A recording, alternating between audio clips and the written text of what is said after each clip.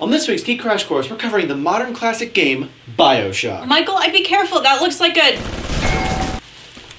turret. Yeah, sorry. Fighter Chamber was all the way over there. This is the last place I saved.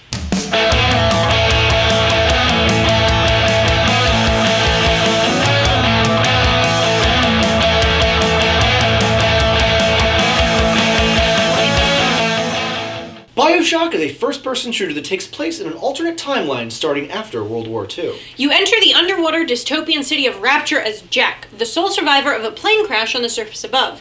You have to fight your way through the city, aided by a faceless guide named Atlas on the other side of your radio. You have weapons and plasmids, DNA-altering injections that help you fight the Splicers, zombie-looking humans that were injected with Adam, a super plasmid that left them deranged after rampant overuse. You also run afoul of the Big Daddies, essentially people whose organs have been grafted into massive atmospheric diving suits.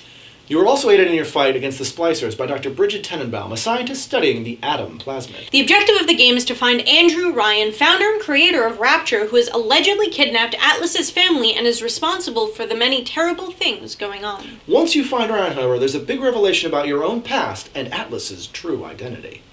BioShock 2 is set 8 years after the events of the original game, and you are Subject Delta, a prototype Big Daddy. To add some intrigue, your character has no memory of any events from the last 8 years. Although you are a different character, the storyline takes place in the same universe as the first game, and is full of deception, betrayal, stuff blowing up, and alternate endings that are affected by your choices throughout the game. The upcoming BioShock Infinite is not a direct sequel to either of the first two games and takes place earlier in the timeline in the early 1900s.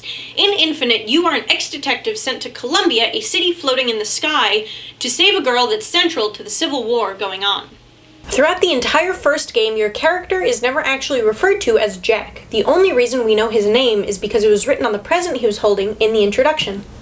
You can find and equip weapons throughout the games, including wrenches, guns, and drills, as well as finding plasmids and gene tonics, which are DNA-altering substances that can increase your physical, mental, and psychic skills, health, and resistance. Adam is the plasmid that makes all the Splicers crazy, and Eve is a substance that powers plasmids, including the ones you find in the game. BioShock 2 sees cooler and newer plasmids and weapons, such as a rivet gun. You get a research camera which allows you to take photos of enemies and analyze them before attacking, and after enough research, you are granted damage and skill increases when fighting. In BioShock 2, this is upgraded to a research video camera. There are also Vita chambers where you awaken if you die during gameplay. You'll also find You-Invent machines which allow you to piece together weapons from items you've found.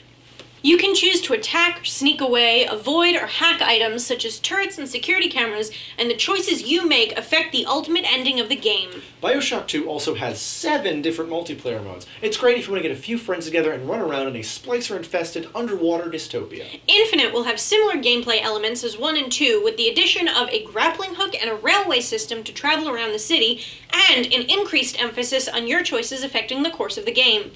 It's looking to be a good release as it's already won Best of Show at the Game Critics Award at 2011's E3. Creator Ken Levine has said the city of Rapture and world of BioShock was inspired by authors and novels such as Ayn Rand, George Orwell, Logan's Run, and 1984. You can play the first two games to get a feel for the BioShock world and get a sense of the weapons and style. I'd highly recommend it, although it's not totally mandatory as none of the games are direct narrative sequels of each other. Avoid playing at home alone at night. You're going to get totally freaked out. In 2010, BioShock 2 was named one of the 1001 video games you must play before you die. Tell us how excited you are for BioShock Infinite in the comments below. Make sure you subscribe above for future episodes, and if you have any questions, you can find us on Twitter, Facebook, or our website, geekcrashcourse.com. Thanks for watching, and we'll see you next week on Geek Crash Course. Whoa! Ooh, sorry. Sorry, guys. Sorry.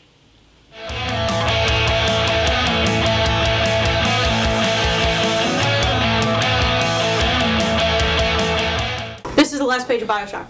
Rolling and speed. Oh, I'm sorry, I didn't blow it up.